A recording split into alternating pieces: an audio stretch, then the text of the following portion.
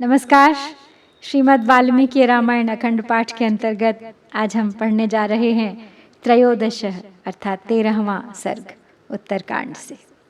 तो रावण अब औपचारिक रूप से लंका का राजा हो चुका है। लंका में रहने लगे हैं तीनों भाई और दिन प्रतिदिन बढ़ता जा रहा है रावण का अत्याचार। तो चलिए जानते हैं क्या हो रहा है लंका नगरी में। अथ लोकेश्वरोत्सृष्टा तत्र कालेन केनचित् निद्रा समभवतीव्रा कुम्भकर्णस्य रूपिणी। ततो भ्रातरम् आसीनं कुम्भकर्णो अब्रवीत् वचः निद्रा मां बाधते राजन् कारयस्व ममालयम्।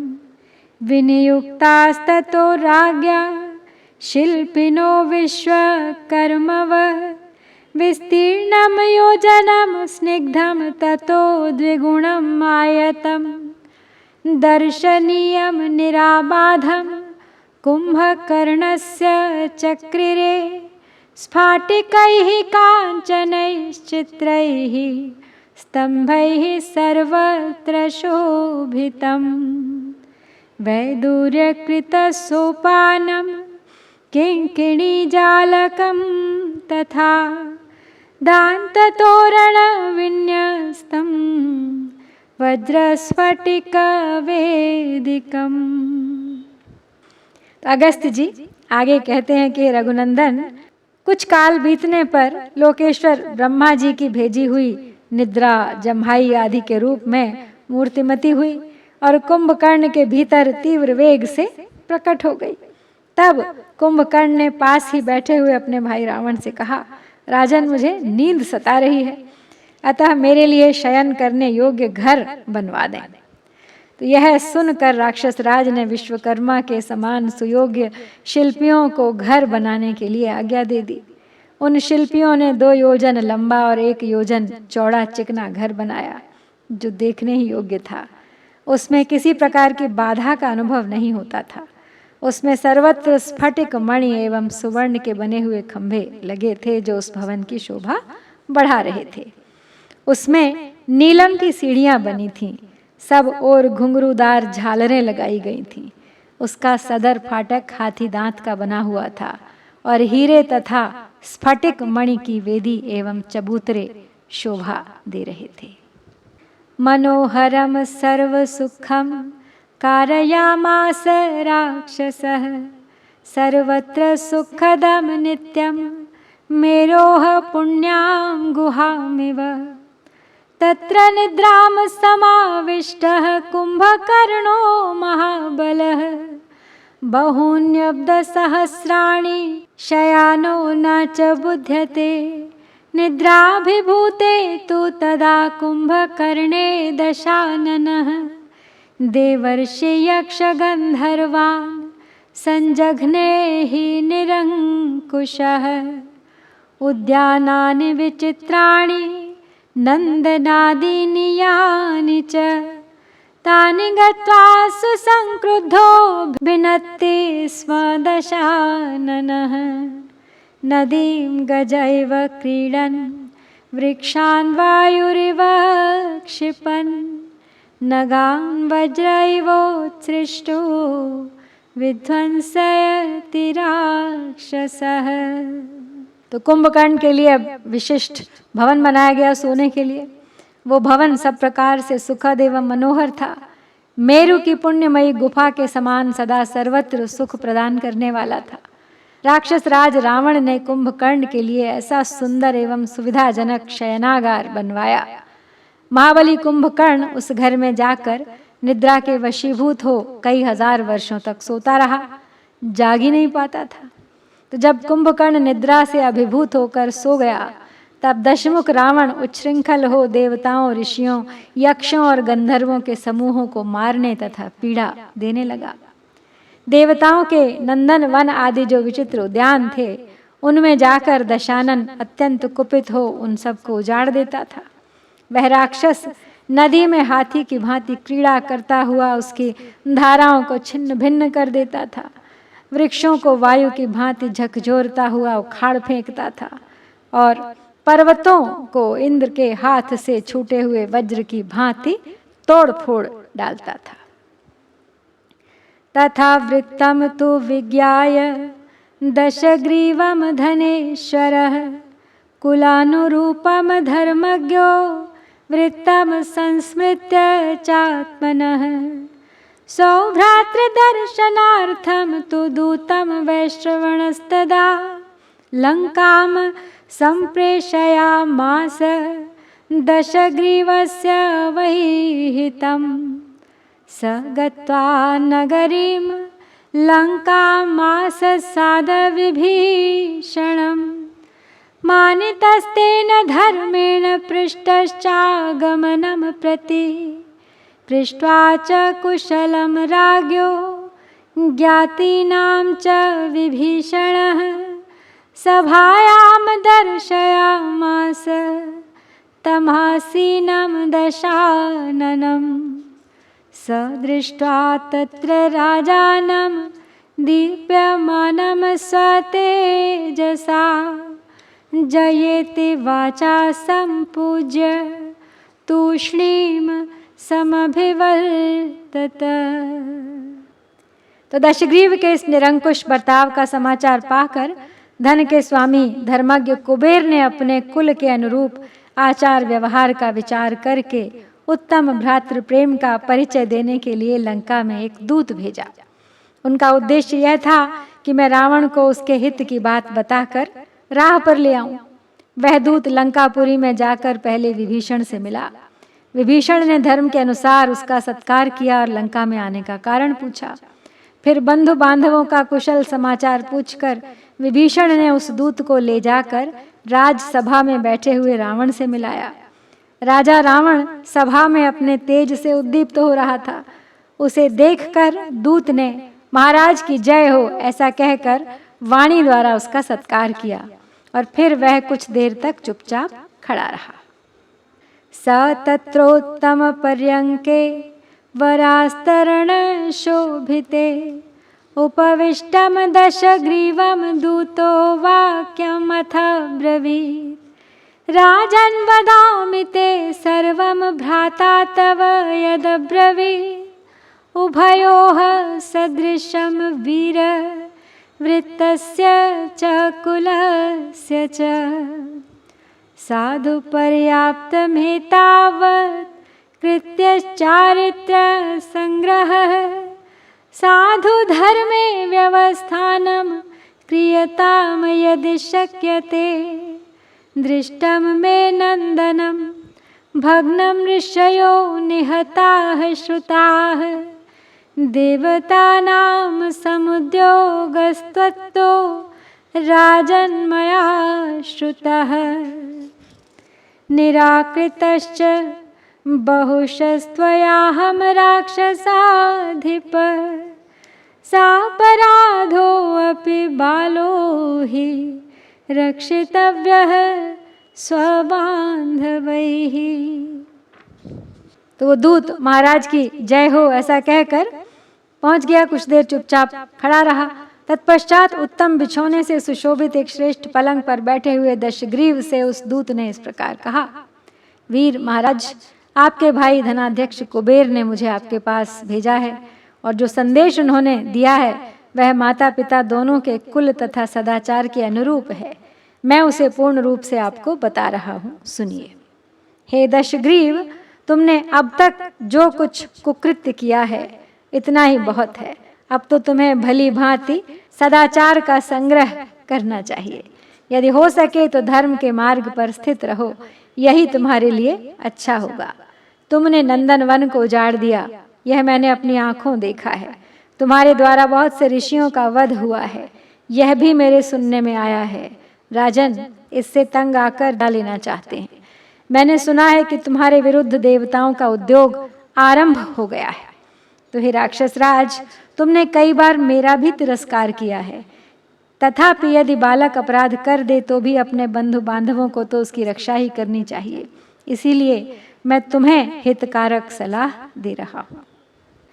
आहम तो हिमवत पृष्ठम गतो धर्मम् उपासितुं रौद्रं व्रतं समास्थाय नियतो नियतेन्द्रियः तत्र देवो मया दृष्टा मया सहितः प्रभुः सव्यं चक्षुर्मया देवात् तत्र देव्याः निपातितं कान्वेषेति महाराज न खल्वन्येन हेतुना रूपं चानुपम कृत्वा रुद्राणी तत्र तिष्ठति देव्या दिव्यप्रभावेण दग्धं सव्यं ममेक्षणं रेणुध्वस्तामिव ज्योतिः पिङ्गलत्वम् उपागतं ततो अहं अन्यद्विस्तीर्णं गत्वा तस्य गिरेस्तटं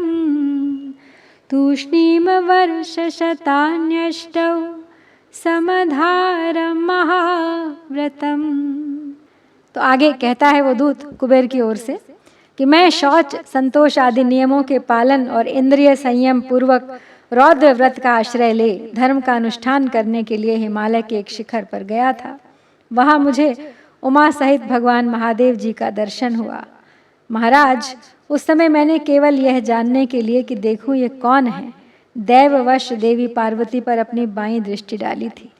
निश्चय ही मैंने दूसरे किसी हेतु से विकारयुक्त भावना से उनकी ओर नहीं देखा था। उस वेला में देवी रुद्राणी अनुपम रूप धारण करके वहां खड़ी थी। देवी के दिव्य प्रभाव से उस समय मेरी बाईं आंख जल गई और दूसरी दाईं आंख भी धूल से भरी हुई पिंगल वर्ण की हो गई। तदनंतर मैंने पर्वत के दूसरे विस्तृत तट पर जाकर 800 वर्ष तक मौन भाव से उस महान व्रत को धारण किया।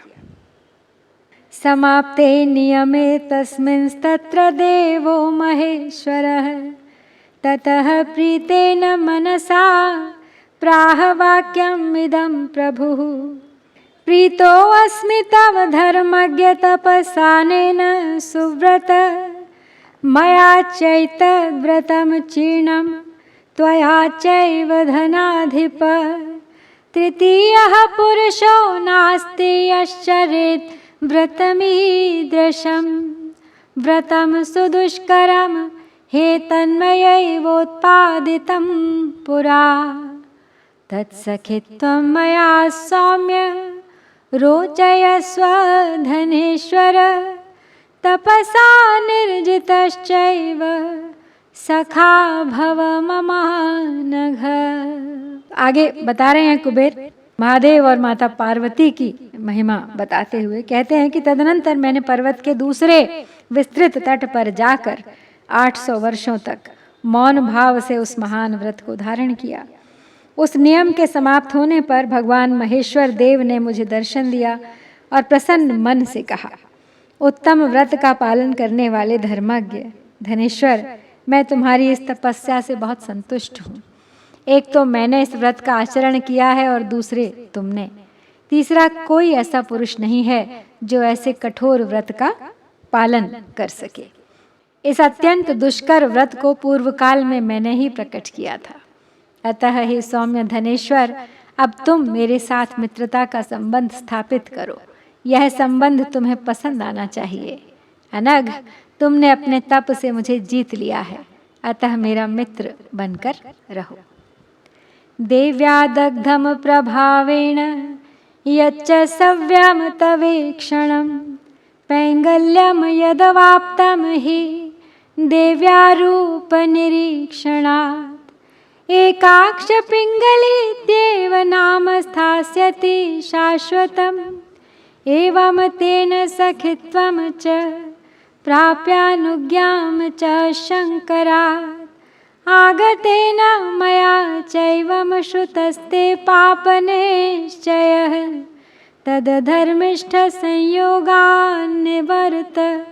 कुलदूषणा चिन्त्यते हि वधोपायः सर्षिसङ्घैः सुरैस्तव एवमुक्तो दशग्रीवः कोपसंरक्तलोचनः हस्तान् दन्ताश्च सम्पिष्य वाक्यमेतद्वाचः विज्ञातं ते मया दूत वाक्यं यत्त्वं प्रभाषसे नैव त्वमसि नैवासौ भ्रात्रा येनासि चोदितः हितं नैष ममैतद्धि ब्रवीति धनरक्षकः। वो दूत आगे बता रहा है, लेकिन वो जो भी कह रहा है वो कुबेर की ओर से कह रहा है। कहता है कि देवी पार्वती के रूप पर दृष्टिपात करने से देवी के प्रभाव से जो तुम्हारा बायां नेत्र जल गया और दूसरा नेत्र भी पिंगल वर्ण का हो गया, इससे सदा स्थिर रहने वाला तुम्हारा एकाक्ष पिंगली यह नाम चिरस्थायी होगा। इस प्रकार भगवान शंकर के साथ मैत्री स्थापित करके उनकी आज्ञा लेकर जब मैं घर लौटा हूँ, तब मैंने तुम्हारे पाप पूर्ण निश्चय की बात सुनी है। अतः अब तुम अपने कुल में कलंक लगाने वाले पाप कर्म के संसर्ग से दूर हट जाओ, क्योंकि ऋषि समुदाय सहित देवता तुम्हारे वध का उपाय सोच रहे हैं। दूत के मुंह से ऐसी बात सुनकर दशग्रीव रावण के नेत्र क्रोध से लाल हो गए। वह हाथ मलता हुआ दांत पीसकर बोला, अरे दूत, तू जो कुछ कह रहा है उसका अभिप्राय मैंने समझ लिया। अब तो न तू जीवित रह सकता है और न वह भाई ही जिसने तुझे यहाँ भेजा है। धनरक्षक कुबेर ने जो संदेश दिया है वह मेरे लिए हितकर नहीं है। वह मूढ़ मुझे डराने के लिए महादेव जी के साथ अपनी मित्रता की कथा सुना रहा है। महेश्वर सखित्वं तु मूढ़ः श्रावयते किल नैवेदमक्षमणीयं मे यदेतद्भाषितं त्वया यदेतावन्मया कालं दूत तस्य तु मर्षितं नाहन्तव्यो गुरुर्ज्येष्ठो मयायमिति मन्यते तस्य त्विदानीं श्रुत्वा मे वाक्यमेषा कृता मतिः त्रीन् लोकानपि जिष्यामि बाहुवीर्यमुपाश्रितः एतन्मुहूर्तमेवाहं तस्यैकस्य तु वैकृते चतुरो लोकपालांस्तान् नयिष्यामि यमक्षयम् एवमुक्त्वा तु लङ्केशो दूतं खड्गेन जघ्निवान् ददौ भक्षयितुं हीनं राक्षसानां दुरात्मनां ततः कृत स्वस्त्ययनोरथमारुह्य रावणः त्रैलोक्यविजयाकाङ्क्षी ययौ यत्र धनेश्वरः। तो कुबेर के दूत ने जब पूरा संदेश सुना दिया तो रावण कुपित हो गया। बोला, दूत, तूने जो बात यहाँ कही है यह मेरे लिए सहन करने योग्य नहीं है। कुबेर मेरे बड़े भाई हैं, अतः उनका वध करना उचित नहीं है, ऐसा समझकर ही मैंने आज तक उन्हें क्षमा किया है। किंतु इस समय उनकी बात सुनकर मैंने यह निश्चय किया है कि मैं अपने बाहुबल का भरोसा करके तीनों लोकों को जीतूंगा। इसी मुहूर्त में मैं एक के ही अपराध से उन चारों लोकपालों को यमलोक पहुंचाऊंगा। ऐसा कहकर लंकेश रावण ने तलवार से उस दूत के 2 टुकड़े कर डाले और उसकी लाश उसने दुरात्मा राक्षसों को खाने के लिए दे दी। तत्पश्चात रावण स्वस्तिवाचन करके रथ पर चढ़ा और तीनों लोकों पर विजय पाने की इच्छा से उस स्थान पर गया जहां धनपति कुबेर रहते थे। रावण के अत्याचार की सीमा तक बढ़ गए हैं, यहाँ तक कि दूत का भी वध उसने कर दिया। और इस बिंदु पर हमें समझ में आता है कि किस प्रकार प्रारंभ हुआ था दोनों भाइयों के बीच वैर। इसके साथ ही यहाँ पर हम श्री वाल्मीकि निर्मित आर्ष रामायण आदि काव्य के उत्तरकांड में 13वां सर्ग पूरा करते हैं। इत्यार्षे श्रीमद् रामायणे वाल्मीकिये आदिकाव्ये उत्तरकांडे 13 सर्गः। ओम श्री सीतारामचंद्राभ्यां नमः।